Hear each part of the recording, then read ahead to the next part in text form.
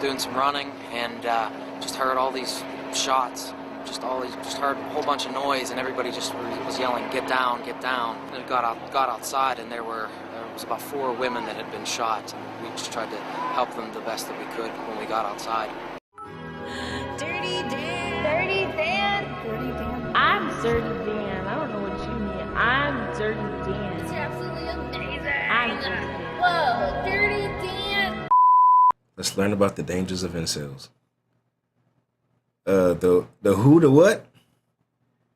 So, if you do know what an incel, somebody that's like involuntarily celibate, like a nigga who can't get pussy, like people who literally cannot get women or get pussy or anything.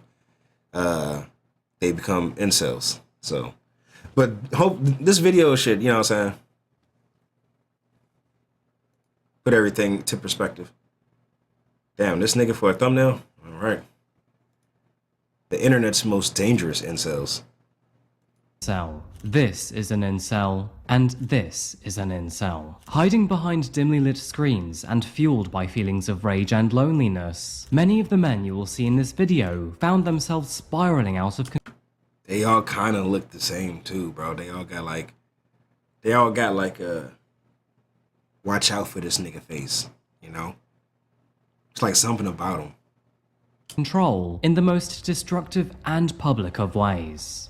Shunned by society, bitter at their misfortune, and unable to turn their lives around for the better, anything racist. They just look are a certain typically way. defined as men who become hostile towards women as a direct result of not being able to attract them. And although there are no specific studies to determine how many incels there are across the globe, it is predicted that they are far into the millions. And today, we're looking at 5 of the most dangerous of them all. Welcome back to Coffee House Crime, folks. My name is Adrian, and today, not in 5 of the coffee is my list. In the dim glow of flickering screens, an underground community I know what he was simmers about to say, but it smelled like an unspoken ad. rage and profound loneliness. Welcome to the incel community, folks. Now, I'm stating the obvious here. We're here. This is the Cell Junior world. But it's in our DNA to want to feel loved. We all seek validation, affection, and nurture from other people, and so, understandably, we all get lonely from time to time. While most of us are able to find the love that we require, for others, it is a never-ending cycle of isolation. For those who desperately crave love and affection, but unfortunately never seem to find it, some eventually turn to the incel community. Now, I don't need to tell you that for some problems or situations, this sort of community does work. If you've ever dealt with an upsetting illness or experience, then finding others who are going through the same thing can be genuinely constructive. However, the incel community is not like this.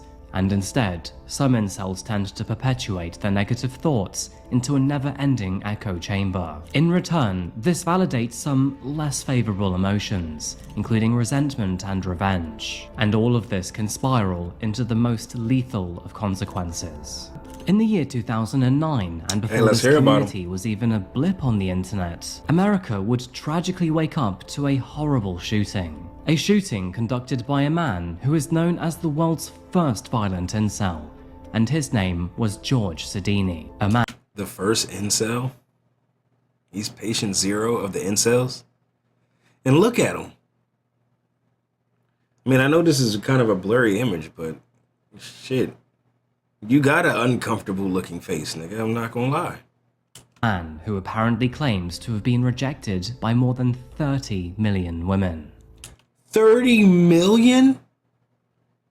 Nigga, I haven't even ran across 100. Well, I don't think I've ran across at least over 100 women. How the fuck do you get rejected by 30 million? You had to go from like state to country to province to... Nigga, what? Now, from the outside, George looked like a typical man. He looked racist. He looked like he bites dogs, small farm animals.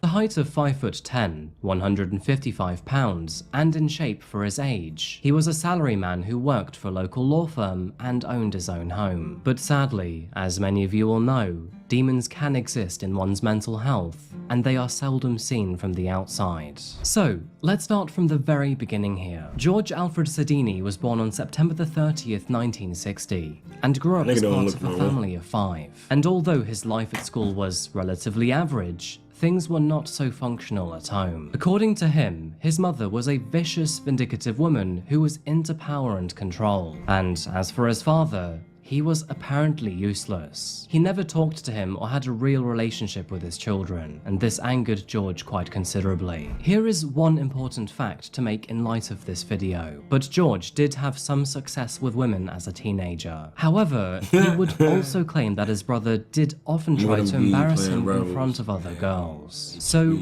although we don't actually know what his family were like, it is clear that George did not have a great perspective on his family. Nevertheless, things seemed to be going smoothly for him in his younger adult years. He had multiple partners, a comfortable job, and was getting by just fine. But saying that, as we move forward to the year 2008, you will see just how much that changed.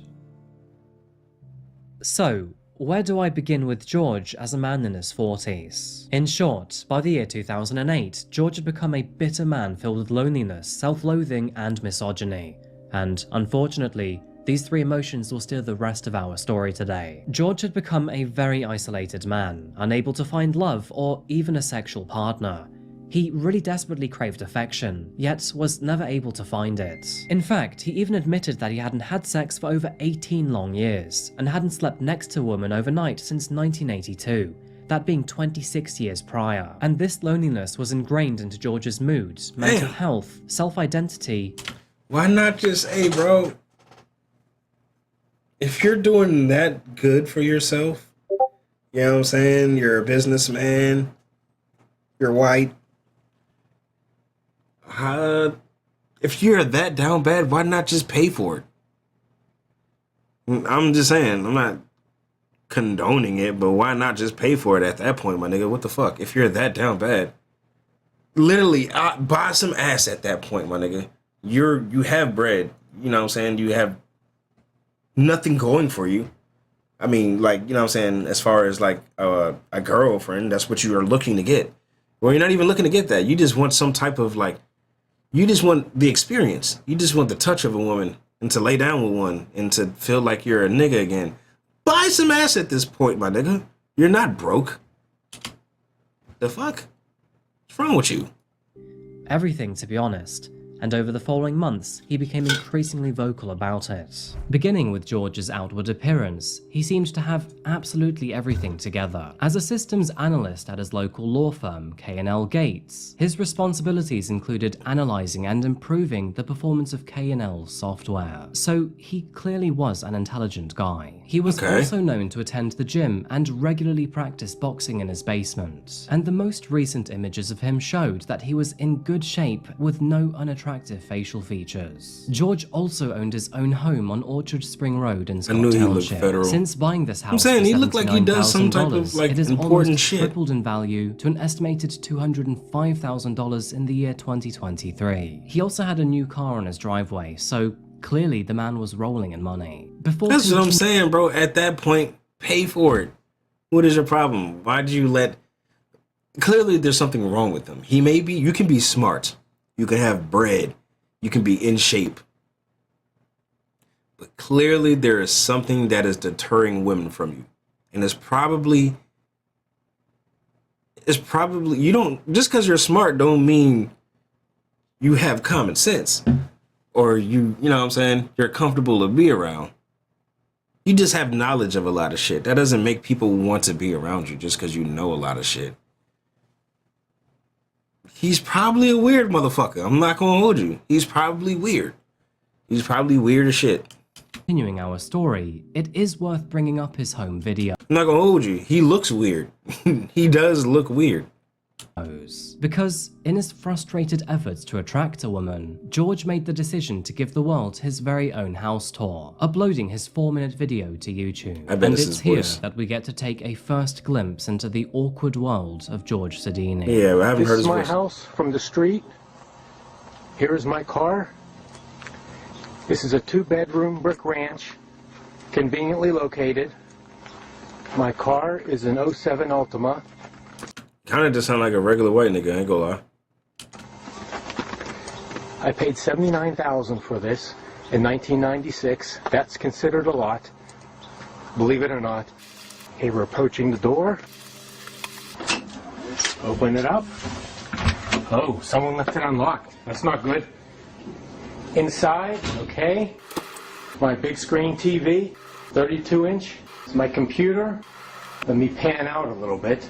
Computer is connected to the stereo, which I listen to my MP3s and everything else. Pan to the other side.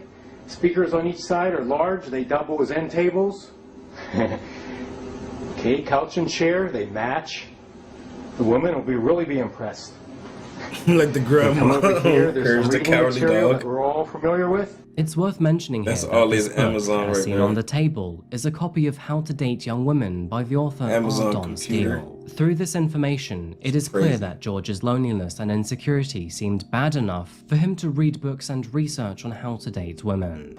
Bro, right. See, he's just a weird nigga. It's like probably when he gets around women, he starts acting weird, or he doesn't know what to say, or he just says, he either doesn't know what to say, or he says the wrong thing. Or maybe this nigga, like, maybe he rubs them the wrong way, so then he'll get defensive.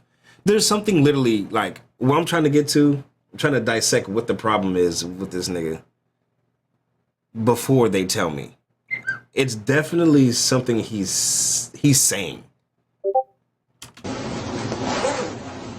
Come out here through the dining room. Because on pen and paper, how they describing this nigga and all the shit he got set up for this time period, he has all the green flags that a woman would kind of want. So it's something that nigga's doing and or saying. I just bought this. Dining room set, rug, okay. Little hallway, 2 bedrooms. 2 bedrooms. To the right is my bedroom. Extra computer here, they're networked.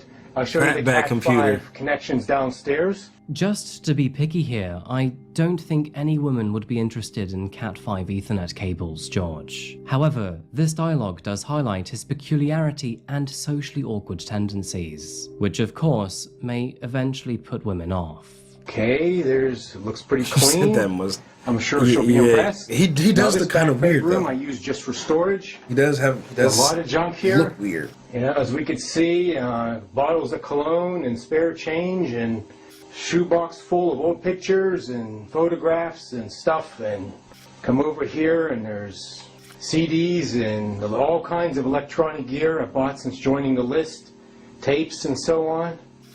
We pan out a little bit. Could take a quick walk through back here, through the living room, the hallway. Here's the kitchen. Stove and counter and everything I need. Just cleaned it up. All the cupboard space I need. Okay. I like here, you just come out here, there's a room with a view. My backyard and everything. Okay. Let's go down the cellar. George's home was both tidy and organized, with no telltale signs of a dysfunctional man. The weirdest part about all of this was the video itself, actually. It felt like he was advertising himself as a person, thus feeling rather uncomfortable to watch. Well, that about sums it up. Up until this point, George had mostly kept most of his thoughts and his feelings offline. But soon, that was all about to change. Now, if you remember that book found on his coffee table, that was written by a man named Don Steele. And this guy was not just an author, but also a dating guru. And this guy has some very abstract perspectives. He taught these men that all nice guys must die, that all women above the age of 30 are bitter, and that all women need men to take charge. And unfortunately, George was a devout follower of Steele. In fact, he was seen attending multiple seminars of his, Run which that back real usually quick. not just an author, but also a dating guru. And this guy has some very abstract perspectives. He taught these men that all nice guys must die. All nice guys must die. That all women above the age of 30 are bitter. All women above the age of 30 are bitter.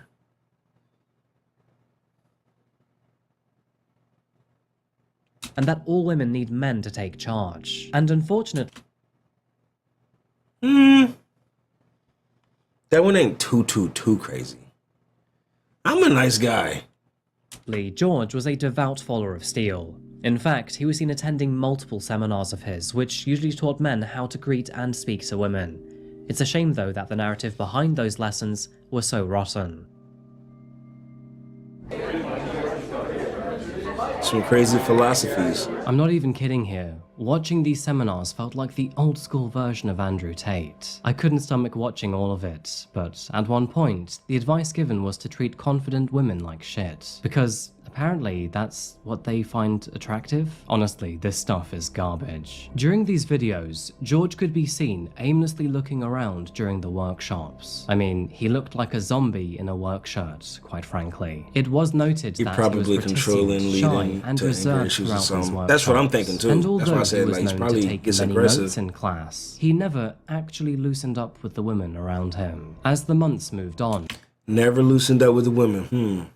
his frustration grew to unbearable levels. The man became an ever-contrasting figure of long-lasting hopelessness and fresh determination. George had no confidence in himself at all. But, all the same, the ridiculous seminars and unrealistic books made him behave in ways which typically bore little success. And that is when he created and posted this video online, openly expressing his conflicted feelings of both hope and frustration. It is easy for me to hide from my emotions for one more day. Take a long drive in the car, listen to some music, daydream, or just do some mundane task around the house that really doesn't need to be done, that's not too important. And there you go, one more day, and one more day turns into one more year. Now, RDS says that I have approximately maybe 15 more years to be successful at this. And when I heard that, I wanted to continue immediately to start moving on this. I didn't realize I had that much time. So, but my objective is to be real and to learn to be emotional and to be able to emotionally connect with people. Because when I'm 10 to 20 years older than she is, she has to feel good about this thing. And the only way around that, is to work on this and perhaps STEM exercises or... Nigga, what are you talking about? Huh? I literally blacked out for a second. What? forgiveness exercises as per Hay or whatever else. I'm going to post this and see what comes back. What was he even talking about? Despite his determination, George continued to scare women away. In fact, one of his most notable moments happened inside of a church. Ever He got since March scared of hose 2004, energy. he'd been attending a local church. But as the years passed by, others in attendance noticed his strange behavior towards women. He was eventually asked to leave the congregation after he was harassing one of those attending. This woman described him as a very strange man with an unnerving smile who wouldn't stop staring. The police were ultimately called after George what do you refused to know? leave the church. He's And got an eye as you'll see later on problem. in this video, this would be a day that he would not forget. Around this time, George opened his own blog under his domain of georgesadini.com. And although he was reserved in those workshops, he would really open up about his feelings and thoughts on his website. His first noteworthy post began on December the 22nd, 2008. In his blog, he wrote, "Time is moving along. Planned to have this done already. I will just keep a running log here as time passes. Many of the young girls here look so beautiful as to not be human. Very edible. After joining What? this gym, started lifting weights and like it. Much info about weight programs, diet, etc. on the web, or anything for that matter. Instead Nigga, of huh? TV, I can Google for many hours to relax. TV and most movies are dull. Sadly, it is clear that George's mental health deteriorated over the Christmas period. Over Christmas of 2008, he posted, "Moving into Christmas again. No girlfriend since 1984. Last Christmas with Pam was in 1983. Who knows why? I am not ugly or too weird. No." You are definitely too damn weird. Exactly. You got 15 years, so you come off strong and trying to find love, then get mad about it?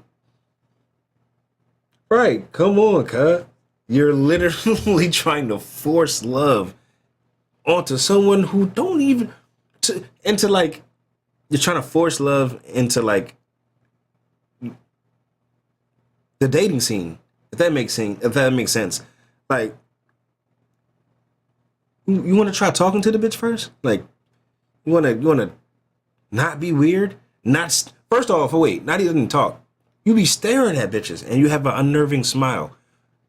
Maybe get one of those smile coaches, but this is, yeah. Damn it, well, there's life coaches and life gurus and shit. He could have talked to other people like, well, I think I smile and I put women off from just looking at them for too much. Then they just walk away. Start there, buddy. Start there. And maybe have a female therapist. Just try talking with her. She's a female. Don't hit on her. But, like, try talking to your female therapist. Maybe she can help you out. Then go for younger women. But how much younger? We're gonna find out. We know those types. Sex since July 1990 either. I was 29. No shit. Over 18 years ago. And did it maybe only 50 to 75 times in my life. Getting to think that a woman now would just get in the way of things. Isolated. I have extra money and enjoy traveling too, with my 25 to 30 days of vacation. LA was the best. But going alone was not too fun. Invited to a party on Christmas Day tomorrow. Seems about 15 to 25 people will actually show. I like her parties. I can meet new people and talk. Got the next 8 days off. I should have the exit plan done and practiced by then. I know that nothing will change, no matter how hard I try or what goals I set. And this is where I have to tell you what George precisely meant as an exit plan. Because, as you can likely guess, it wasn't the good kind. By now, George had convinced himself that he was destined to die alone and that he would never be intimate with a woman again. And so, with that in mind, he figured, why bother living? But George didn't plan to go quietly, oh no. In fact, he'd become so enraged with other women and their decision to date other men that he wanted them to pay for his suffering. And so, this so-called pay for his suffering? I'm making you suffer because I get bitches? I'm making you suffer because I'm in a happy relationship?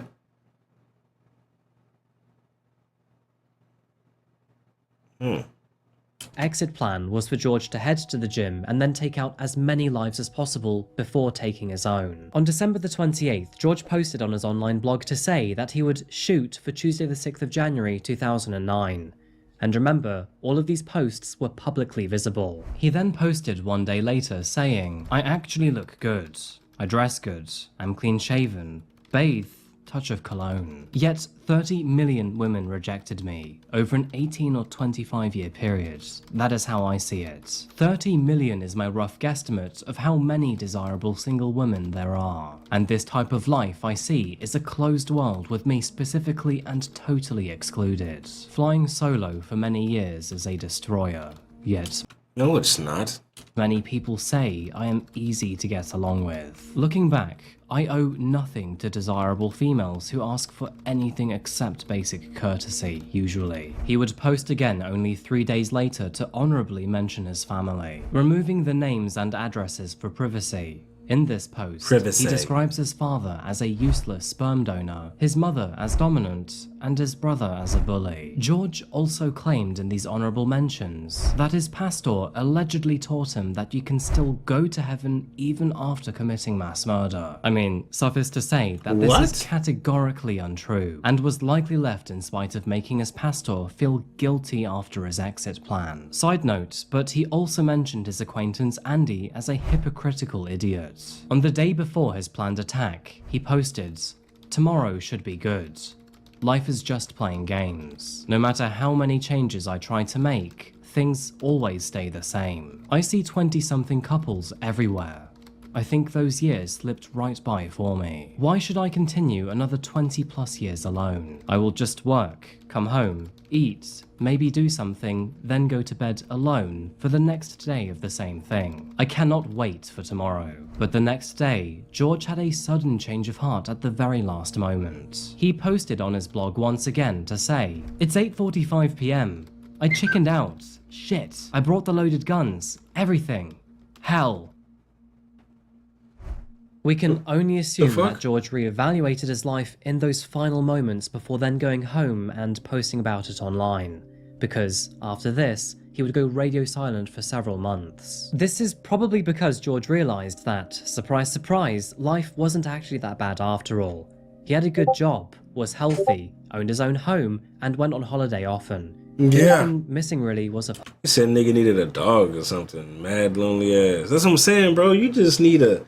But at that point, yo, just pay for it. Just be like, all right, you just pay for it, bro. You can pay for the girlfriend experience. Let her just fucking fuck you up, suck you up, sleep with you, and then bounce in the morning. Like, you got enough bread and you don't have anything else. Why not? You can have her on the payroll. Be like, hey, yo, can we make this like a every Thursday thing? You know, like you just do this every Thursday. Fuck it, something. Anything is better than, nigga, I'm about to end it all. And I'm about to get all couples out the way.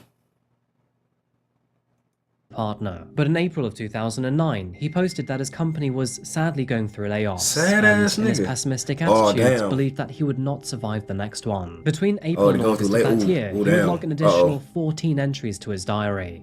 You better not be broke, nigga. I'm about to say, if you be broke, okay, yeah, you might want to go ahead and go with that original plan. If you go broke, nigga, this ain't funny, but like, yeah,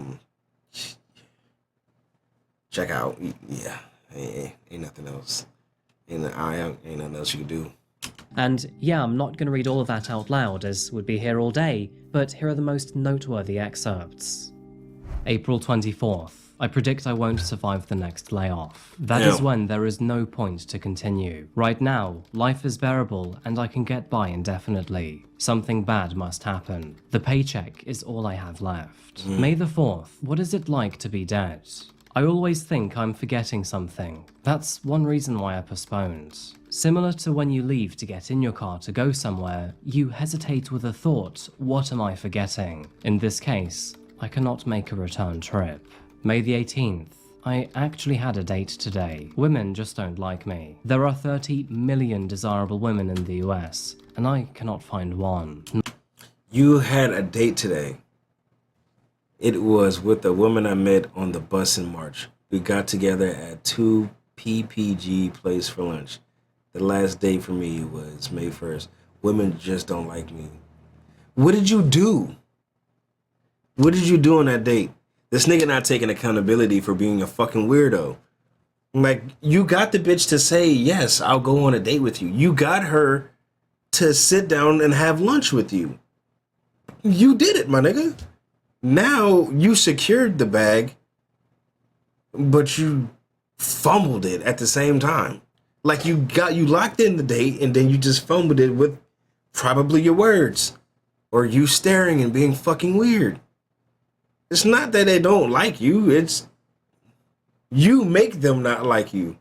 Not one of them finds me attractive. May the 29th, another lonely Friday night. I'm done. This is too much. This is too much. You about sad as shit. June the 5th. I was reading several posts on different forums, and it seems that many teenage girls have sex frequently. One 16-year-old does it usually 3 times a day with her boyfriend. So, after... Why the fuck are you reading about that? Why the fuck are you reading about that? For a month of that, this little hoe has had more sex than me in my entire life. So... why, I about to say, see, this is where you going down a real you're going down a slope you ain't gonna be able to get back from, nigga. Like, get the fuck off the internet, literally, yo. Like, why are you reading shit up like this? Smell like motherfucker coming this motherfucker. Stupid bitch. Yes. And I'm 48. One more reason. Thanks for nada, bitches. Bye. On July the 20th, George... So now he mad. Now he mad that 16-year-olds are doing whatever 16-year-olds decide to do. Bro, come on, bro. Come on, bro. Why do you care? Why are you even looking up? How did... I have a lot of questions. Like, how the fuck did you even find that? What were you... Never mind. Commented about getting a promotion and a raise. But straight after this, he then immediately pivoted to talk about how bad the economy is, and how the man hasn't slept with a woman in over 20 years. Yeah, that shit ain't do nothing for him. This is That's a like, bro, very why the fuck are you even important looking detail up to realize. those statistics? Despite previously being worried about the layoff, the exact opposite happened to him with a promotion and raise in the end. But despite the exact positive opposite change, happened. he does not The seem exact to care opposite? anymore. This means that George continuously focused on the negativities in his life, thus further thrusting him into the darkness of his own mind. You a Debbie Downer ass nigga. Wow. I just looked out of my front window and saw a beautiful college-age girl leave Bob Fox's house. I guess he got a good lay today. College girls are hoes. I masturbate frequently. He is about 45 years old. She was a long-haired, hot little hottie with a beautiful body. I masturbate frequently. Some were simply meant to walk a lonely path in life.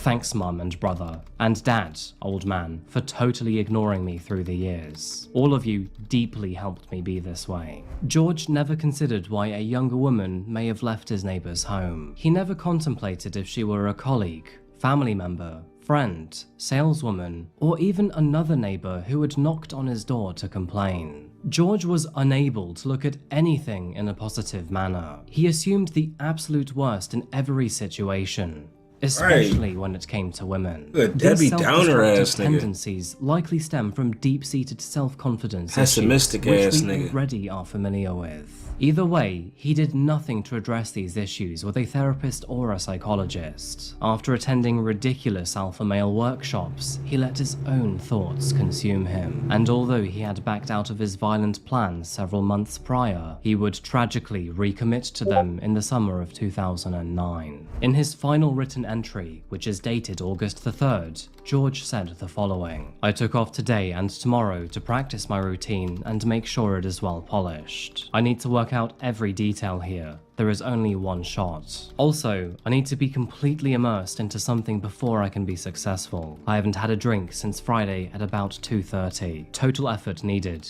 Tomorrow is the big day. Maybe soon I will see God and Jesus. At least that is what I was told. Eternal life does not depend on works. If it did, we would all be in hell. I will try not to add any more entries, because this computer clicking distracts me. Also, any of the practice papers left on my coffee table are used, or the notes in my gym bag can be published freely. I will not be embarrassed, because, well, I will be dead. Death lives." What? It is almost unbelievable that these journal entries were publicly visible for more than 9 months on his website. Although it's unclear how much traffic this website received in those 9 months, it was evident early on that George posed a risk to human life. What I do find quite odd is that you have to like that in nigga his the fuck final up. journal, he almost sounded like he was forcing himself to go ahead with these plans, talking about avoiding distractions and remaining focused. But George was fully convinced this time. And tragically, the very next day, on August the 4th, 2009, he travelled to his gym and executed his plan. Oh shit. On the morning of this fateful day, George travelled to the Great Southern Shopping Centre in Collier Township. He entered the gym at around 11 AM, just to leave it shortly after. Returning in the evening, he headed to a local restaurant just across the parking lot. At 7:40 PM, he then re-entered the gym before once again leaving. And that is when he called his mum, of all people. This phone call remained civil, and George allegedly expressed no intention to harm or kill anyone. Shortly before 8 PM though, the call was over. He then returned to LA Fitness, entering the gym at 7:56 PM. Now, it's unclear what he did for the next 18 minutes. But at 8:14 p.m, he travelled to the far left of the gym's first floor and entered the aerobics room. During this time, the room was filled with members taking a yoga class. George then placed the duffel bag down on the ground, turned the lights off, took out 2 handguns, and then began firing into the crowd of 20 people. A total of 52 shots were fired with 2 Glock semi-automatic pistols, with all of these shots being reported to last for just over 1 minute. People outside of the aerobics room soon caught on to what was happening. In a panic, many fled through the front door and fire exit, and witnesses recall hearing dozens of cops and screams. Moments later, he pulled out a .45 caliber revolver and took his own life. When the police entered the gym, they would find his body over that weapon. Officers also found a 4th handgun in his pocket and a handwritten note in his duffel bag. And although it's not clear what this note said, it apparently did not outline his intention to take his own life. Witnesses would later recall seeing George striding to that classroom with absolute confidence, and it's believed that he targeted that classroom because it was filled with women. And sadly, this tragedy would result in the deaths of 3 of those women, with an additional 9 injured and 5 of those being critically injured. Thankfully though, all 9 would go on to make a full recovery. Miracles aside, it was all too late for 3 of these women. Heidi Overmeyer, age 46, Elizabeth Gannon, age 49, and Jody Billingsley, age 37. Damn. Heidi Overmeyer was a sales manager at a local amusement park. Growing up in West Mifflin, she was the youngest of 5 children, and neighbours described her as the best you could ever have. This left a lot of pain for her son Ian, who tragically passed away just last year in a motorcycle accident. Elizabeth Gannon loved to exercise and walk a golden retriever. Friends say that she never had a bad day and was always friendly to people. Working as an X-ray technician, colleagues described her as a wonderful, caring person whose smile would brighten the day of her patient. Dangers of motherfucking incels, bro. I'm not even gonna hold you. That is nuts. Going into an LA Fitness and airing that bitch out. Max Payne. Glock time. Bullet time. Yeah, that's some bitch ass shit. Bro, if I ain't sleep. She loved people and would always do We're not gonna do all of these because that's just gonna be long as was fuck. in medical supply sales. She was a health do wanna hear that enthusiast story. and was often seen biking or running in the hills surrounding Please, her home. if you She need- is remembered as a very Get some sweet help. person by her friends and family. Tragically, she is the 3rd one to be added to the list of 3 women who were murdered by the tormented delusions of a lonely, psychopathic man. Approximately 8:16 Nigga was PM this evening. chronically low. Collier Township Police were alerted to an active shooter at the LA Fitness Like, in the Great Southern dangerously, Shopping Center. chronically. We have 4 confirmed deceased. We have at least 10 wounded in various hospitals throughout the area. I just was upstairs on an elliptical machine, just doing some running, and just heard all these shots. Just heard a whole bunch of noise, and everybody just was yelling, "Get down, get down!" And I got outside, and there was about 4 women that had been shot. We just tried to help them the best that we could when we got outside. There's a good belief that the shooter is deceased. On August the 6th, 2009, approximately 75 people, including friends, women's rights advocates, and local officials held a vigil at the Pittsburgh City Council building in downtown Pittsburgh. It is here that Jody, Elizabeth, and Heidi were remembered for their impact on those around them. Shortly after the shooting, people across the world began to take notice of George Sidini's online blog. He said, a "That nigga website which lying. had You alluded can't to run his on plans elliptical for many machine." months before the attack. You can't No run one on had ellipticals. reported That George's nigga website lying. to the police He was prior. probably in shock. So, although it may seem He strange probably didn't that mean his public elliptical. He blog probably hadn't meant been treadmill. reported before it was too late, it is likely because his He in website shock, bro. He accurately almost reflects died. himself, that being insufferably isolated and lonely. Nobody wanted him, his love, or his body. And although Or we his all body. deserve to feel loved, let me tell you, it has to Hell be nah, earned fuck that. and That nigga lying. reciprocated He's in correctly. cahoots. It turns out, though, that's that not wild. even his money was wanted. Just before his death, George bequeathed his $250,000 estate to the University of Pittsburgh. Though, after learning about his actions, they rejected the dead man's offer. It was later learned that he'd made many practice runs in the hours and days before the attack.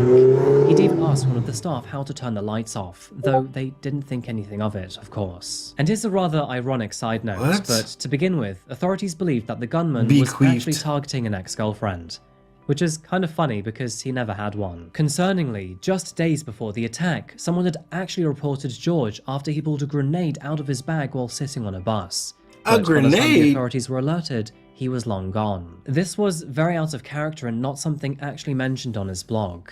But thank God that he reconsidered his actions. Of course, we don't know what would have happened if he went ahead with that instead, but the consequences could have been much, much worse. And yeah, I think that pretty much covers the case of George Sedini.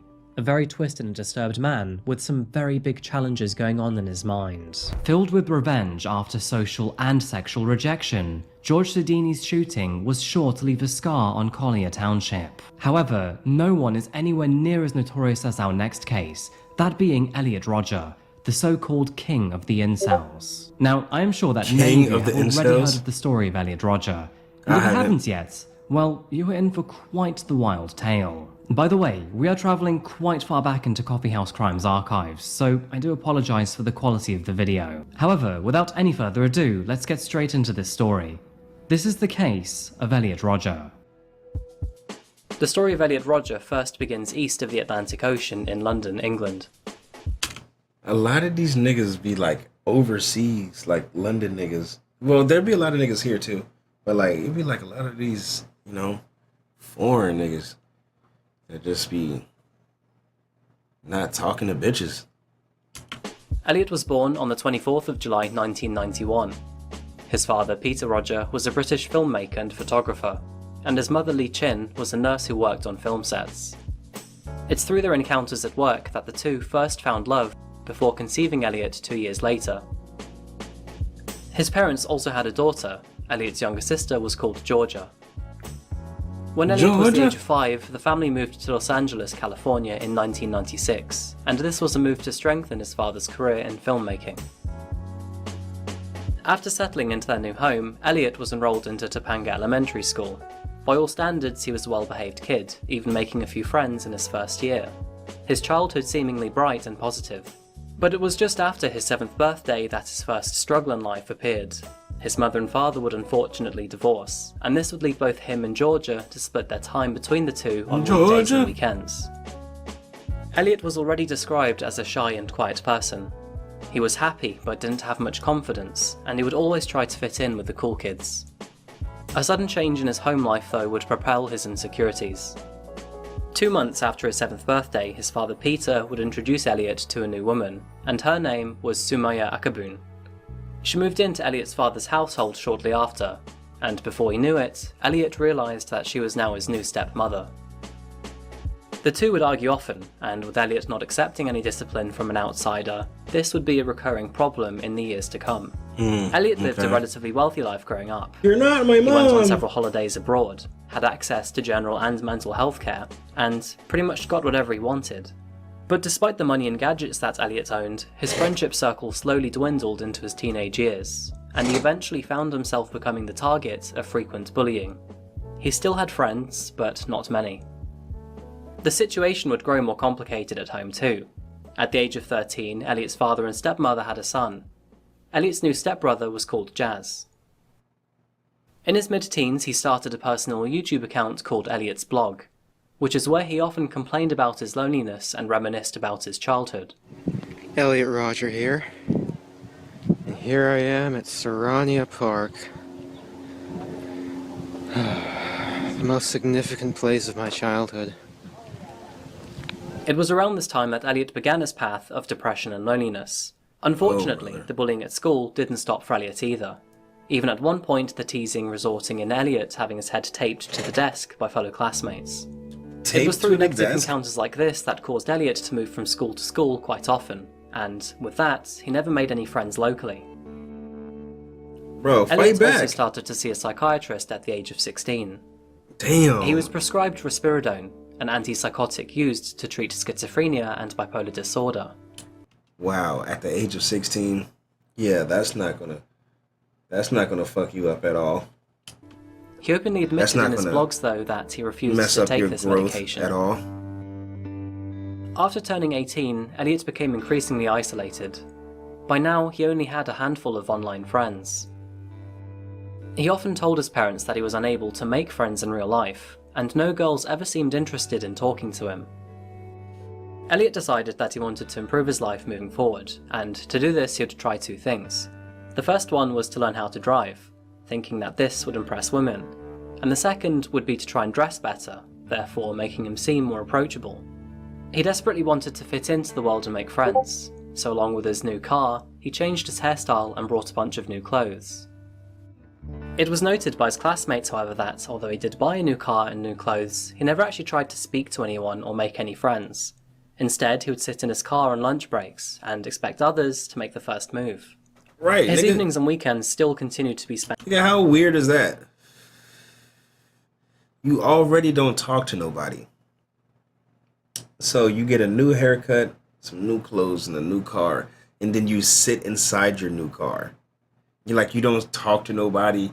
You made yourself look approachable, but now you're not out there to be approached. I don't get it, nigga. Spent alone at home as well. He would spend his time either playing World of Warcraft or Halo with his 3 friends James, Philip and Addison. And more or less, at the age of 18, Elliot recognised that he had spent most of his latter teenage years angry at the world. Upset that he didn't fit in with friendship groups, despite never trying to. You would have a field and day even with more that shit. importantly to him, he started to become Rest in enraged peace, that the he had never dog slept with or even had a girlfriend for that matter. Elliot's perspective on other people had shifted to become more toxic too. He openly admitted in his journal that whenever he saw a couple together holding hands or kissing, he would feel either intense sadness or rage. At one point, this resulted in Elliot throwing hot coffee over a couple that he saw kissing in a Starbucks car park. And while that action seemed hostile and completely out of order, it was only going to get worse. What happened? What'd he do? In the year of 2011, Elliot was 19, and on Saturday the 4th of June, he moved to Isla Vista, a community on the coast of Santa Barbara, California. Santa Barbara? He moved there to attend Santa Barbara City College, joining a private residence with 2 other men. It was almost instantaneous that Elliot's bitterness and loneliness extended into his new life though. Within a week he was frustrated with his housemates, and by the end of the month, they'd moved out. The situation with Elliot's next pair of housemates though was even worse, and coupled with Elliot's racism, he would argue with the 2 daily, almost getting into physical fights on a couple occasions. The longing for a girlfriend continued too. He would often get so angry at seeing couples that it would become a normality for him to run back to his room, sulking and crying. His life continued to worsen in 2000. Look at this fruit it's just fruit at the bottom, all natural style, parfait ass nigga. Imagine this nigga going outside, seeing a couple talking, booed up, enjoying life, and you get upset, you run back to your little bitch ass dorm and cry. Man, I'm sorry. I'm sorry. Yo.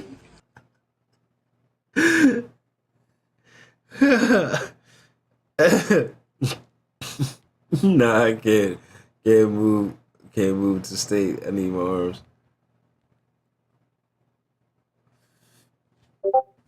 That is what he was doing.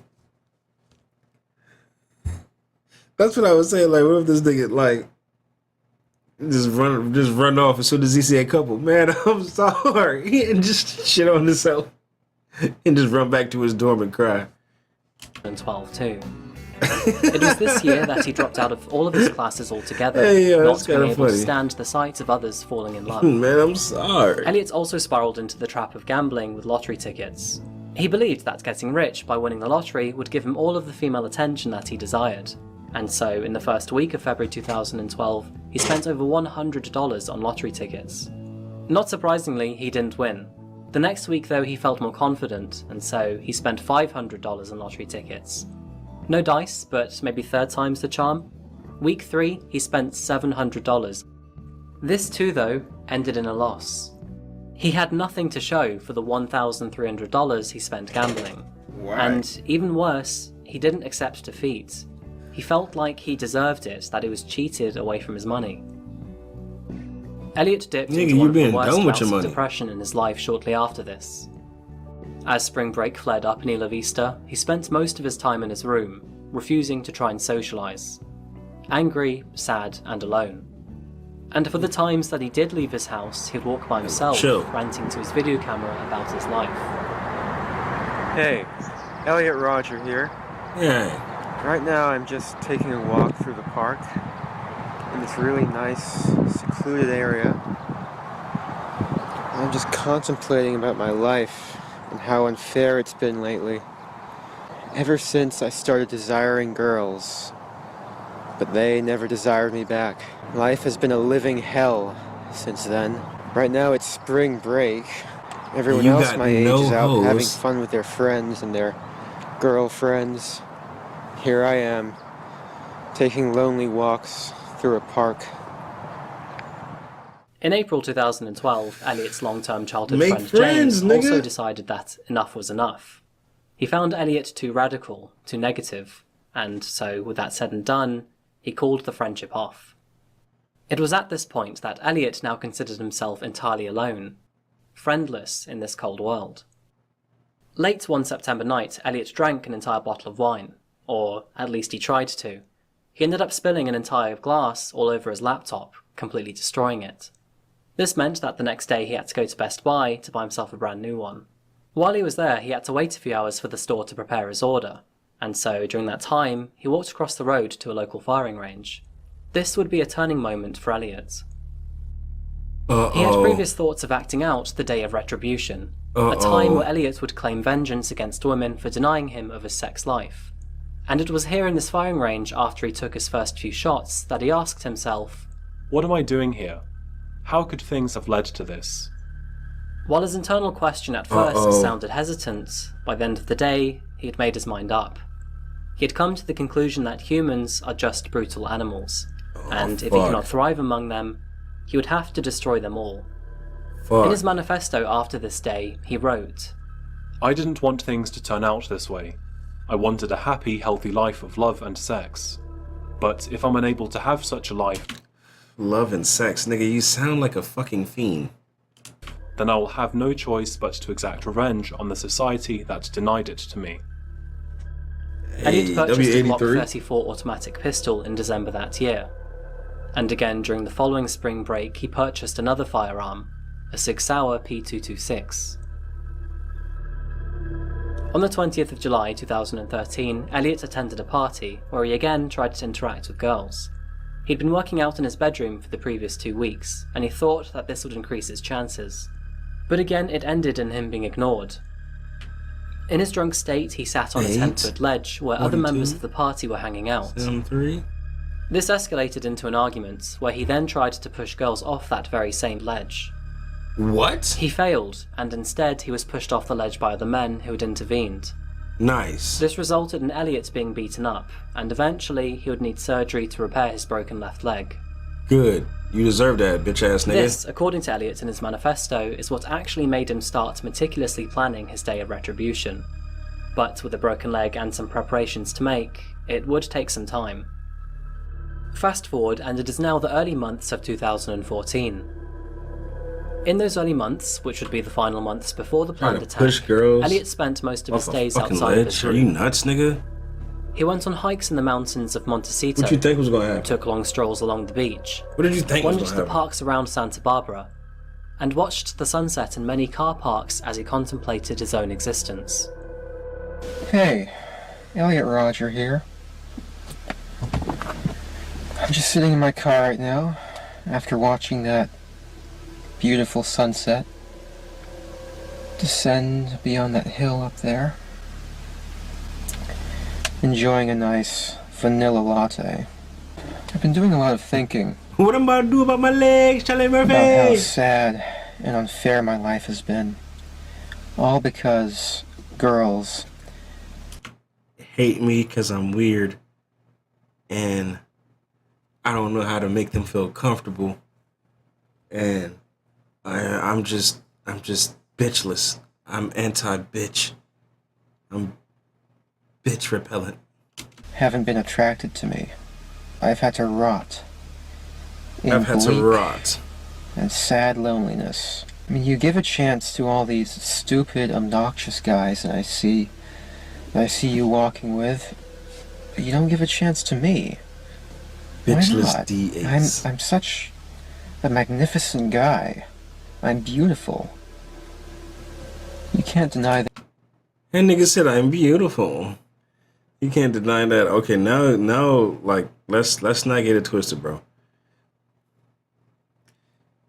If you can't get bitches, maybe you should try for the other team. You think this highly of yourself?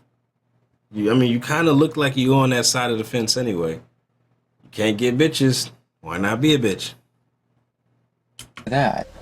I'm civilized, intelligent, sophisticated. I have a sense of style. And yet you girls don't see it. You ain't got no swag, nigga. You ain't got no bitches, nigga. You ain't popping. What you talking about? You ain't got no swag. You ain't got no style, nigga. Was you there when Daquan? Yeah, you know I was there, bruh. You know I was there. And, bruh, that was legendary. It's not fair. I deserve them more. I don't understand you girls. It's like your sexual attraction is flawed. It's perverted. This world,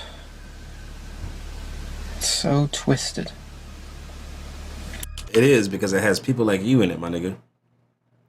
That's why it's twisted. But anywhere he went, he would see couples together, and this outraged Elliot. During this time, he would record himself in and around his car. Imagine getting He would mad upload at these couples. videos to YouTube, but no one would pay attention to them. Hey, Elliot Roger here. I'm just sitting in my car right now, enjoying the view of the beach. And my view has been ruined by this sight right here. In front of me, sitting right there on that bench, is a young couple. I was enjoying such a nice view until they came and sat down and started kissing. This is the reason why life isn't fair. Why can't I experience something like that? Creepy ass nigga. You want to know why you can't? Because you're the creepy ass nigga in the car watching the couple experience life rather than go out and experiencing it yourself. Trying to go make something happen. What the fuck? He about to drive the car at him. He like, aw, look at that couple. Lovely couple. Around they shit. I have to show everyone why I hate the world. Because no girl would do this with me. I hate them. Right, then he was partnered next time. That shit I was hate them hilarious. so much. It's not fair. Life is not fair. Only 1 week had passed since that video had been uploaded to YouTube when police came knocking on Elliot's door. Someone had watched the video and they were suspicious that Elliot was unstable. They called a health agency, which in response called the police, and they in response went to him. Police interrogated Elliot outside of his bedroom door, questioning him on if he had any suicidal thoughts. He played the situation down though and said that he was doing just fine. It was a very close call, because if police did go into Elliot's bedroom, they not only would have found his pistols and a plethora of ammunition, but they would have also found his manifesto too. Unfortunately though, they never entered Elliot's bedroom. Elliot's radicalized thoughts were at this stage solidified, and the severity of his emotions were only getting worse.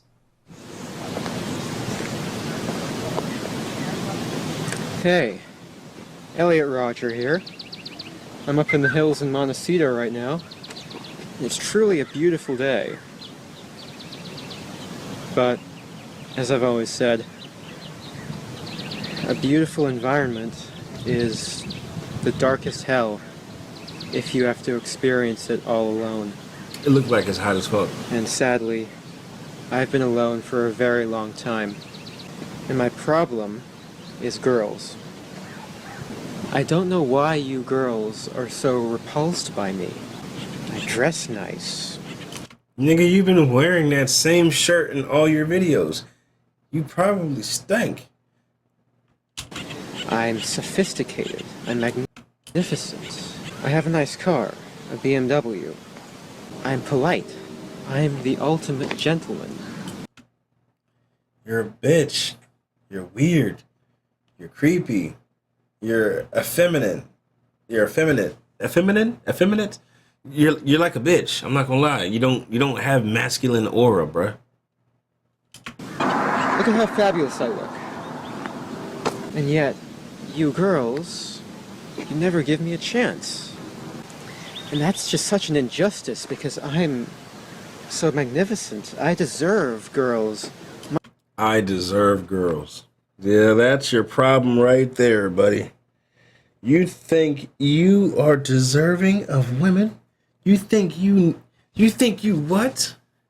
Feminine was the word you were trying to say. Yeah, I knew that.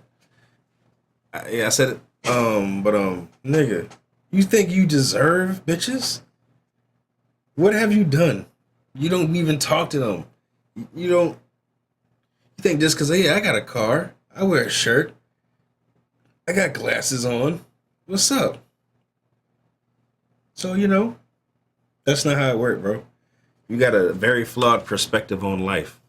Much more than all those slobs That's why shit ain't working for you. I see at my college who are somehow able to walk around with right, you're doing girls. The bare necessities. I mean, look at me. You're doing what you're supposed I'm to do. gorgeous. But you girls don't see it. I should be the one with the girls. But you never give me a chance. It's such an injustice. I don't know why you girls hate me so much. I've always wished I could ask you this, and this is my way of asking you this. This is the only way I can ask you. Elliot's plans for the day of retribution were complicated and violent. The day was actually spread across two. He planned to first drive to his father's house where he would kill his stepmother and his younger brother, Jazz. He was always frustrated with Samaya, and so for him it would be sweet revenge. And as for Jazz, he didn't want his younger brother surpassing him as a man, so he too had to go. He would only do this if his father was out of town for the week though. He didn't want to harm Peter. Next, he would drive back to Isla Vista with the family SUV, and take the lives of his housemates so he could use the apartment as a place to lure strangers in before beating and killing them. George Chen and Chang Yuan Hong were currently living with Roger in their shared school apartment. He would then on day 2 target the Alpha Phi sorority, a sorority he deemed as the most beautiful dorm on campus, filled with hot blonde girls. After he was done with them, he would then switch to his SUV and head over to Del Playa, before running over as many victims as possible, and then turning the gun on himself. Del Playa Drive. Elliot Rodger saw himself as a god, deserving of much more than he had on planet Earth. In the final pages of his manifesto, he wrote, I am Elliot Rodger, magnificent, glorious, supreme, eminent, divine. I am the closest thing there is to a living God. Humanity is a disgusting, depraved, and evil species. This nigga must think. This nigga sound like Zamasu. This nigga think he's Zamasu or something. It is my purpose to punish them all. I will purify the world of everything that is wrong with it. On the day of retribution, I will truly be a powerful God, punishing everyone I deem to be impure and depraved. His preparations for the day of retribution wouldn't sound like quite a go to GTA plan 6. though. Yeah, His Del plans for Playa day 1 Drive. to That execute sounds his hard to stepmother do. and Sound like a stepmother GTA 6. would require his father to be out of Del town. Playa. And while he originally did have plans to do so, that Hey, was cancelled CJ, last minute. pull The up on consequence Del to this is Playa that Peter Drive. actually and unknowingly saved his wife's trying and to his use son's a Goku lives. Black. Oh just by God, going I'm home. gonna say this nigga. You As a hear this result, nigga? Elliot ditched his He plans for the deadass SUV too. sound His like BMW Zamasu. would have to do, but before he could execute the rest of his plans, he would have to make and upload one final video to YouTube. Okay, let's see it. Hi, Elliot Rodger here. Well, this is my last video. It all has to come to this. Tomorrow is the day of retribution. The day in which I will have my revenge against humanity. Against all of you.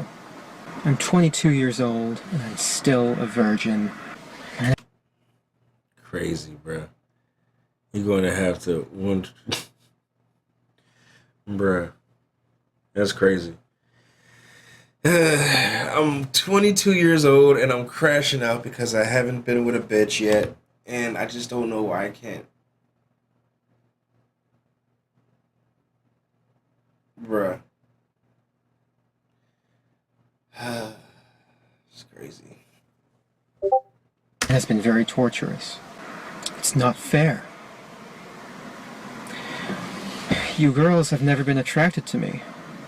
I don't know why you girls aren't attracted to me, but I will punish you all for it. Exactly, right? That right there. That right there.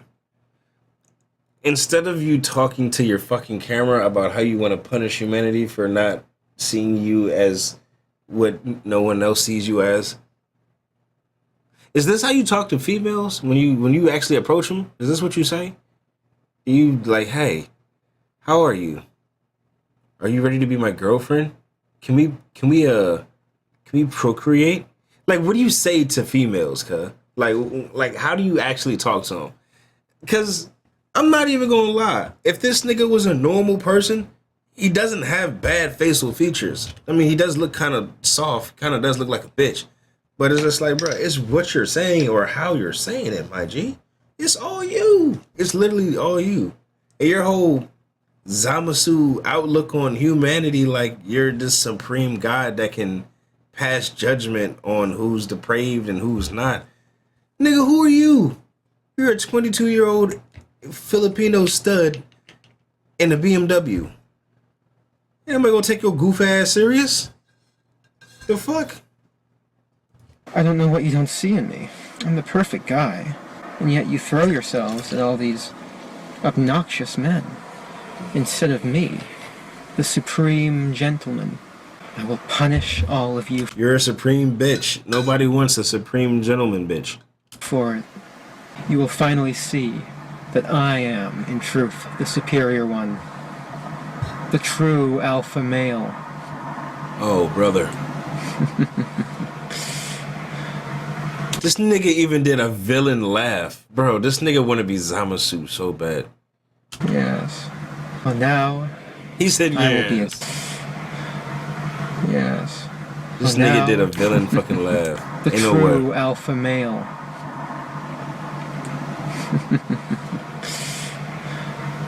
Yes.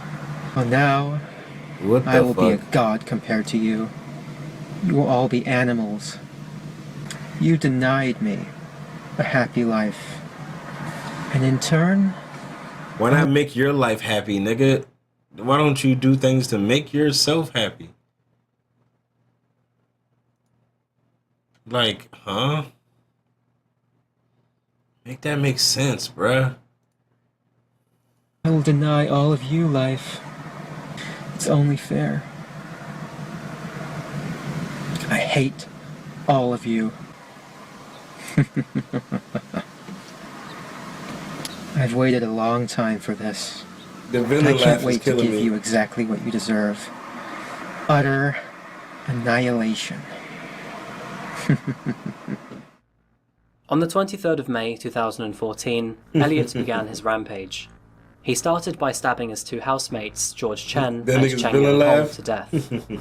Their friend Wei Han Wang was visiting at the time, and he too was killed.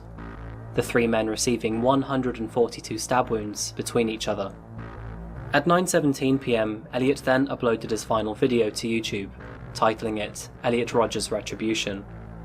1 minute later, he then sent his 137-page manifesto to 34 people. This included both of his parents, other family members, his therapist, his former school teachers, and his childhood friends. His therapist contacted his mother within 5 minutes of the email being sent, and very quickly she reacted by calling his father Peter, and then the police. Both Peter and Li Chin raced from their homes in Los Angeles towards Isla Vista, but by then, it was too late. Elliot was already in motion. He headed to the Alpha Phi sorority with the intention of shooting everyone inside, but when his knocking on their front door went unanswered, he retreated back from the property towards the street. Instead, Elliot shot 3 Delta Delta Delta sorority women who were nearby, killing Cooper and Veronica Weiss, and wounding Bianca de Kock. He then drove further into town to Pardal Road, before he proceeded on foot and fired several rounds into Isla Vista Deli Mart, killing a student named Christopher Michael Martinez. After killing Christopher, Elliot drove away and continued his rampage, shooting at several pedestrians in drive-by shootings while striking others with his BMW. As he backed onto himself, Elliot got into a gunfight with 3 responding officers near Little Acorn Park. He suffered a gunshot wound to the left hip before speeding away. He was closely pursued as he fled. Still adamant to cause as much carnage as possible, he crashed into a cyclist. In his rage though, he crashed his BMW, and there was no way to flee. Elliot then fatally shot himself in the head, finally bringing an end to his rampage.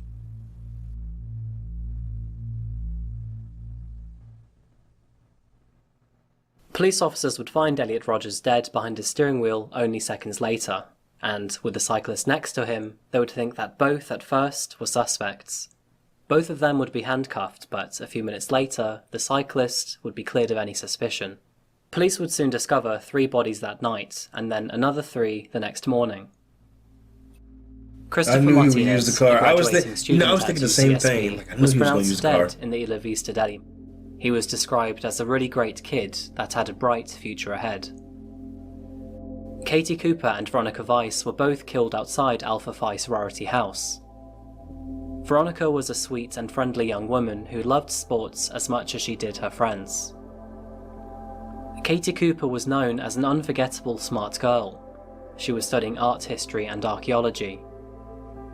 The following morning, police would find the bodies of Weihan Wang, Cheng Yuan Hong, and George Chen at 6598 Savile Road, No. 7.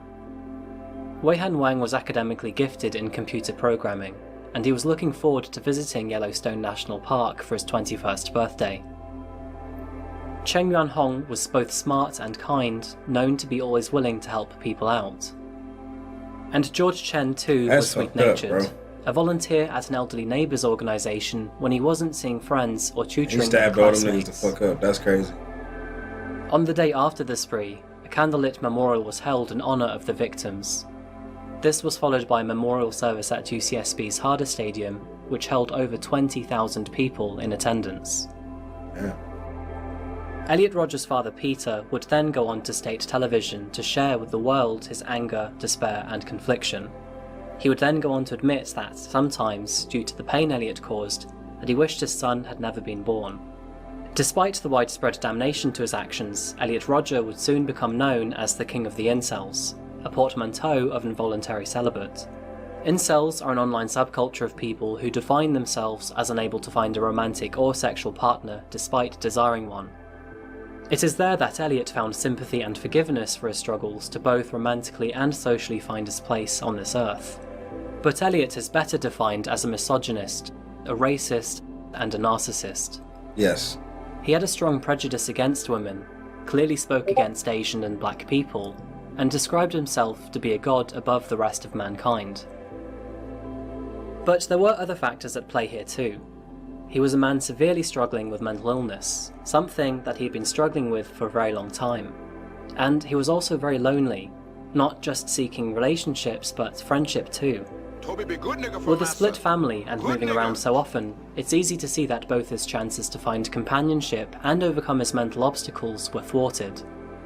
It's thought-evoking to wonder if this massacre could have been avoided entirely if he had received the correct response in his earlier years.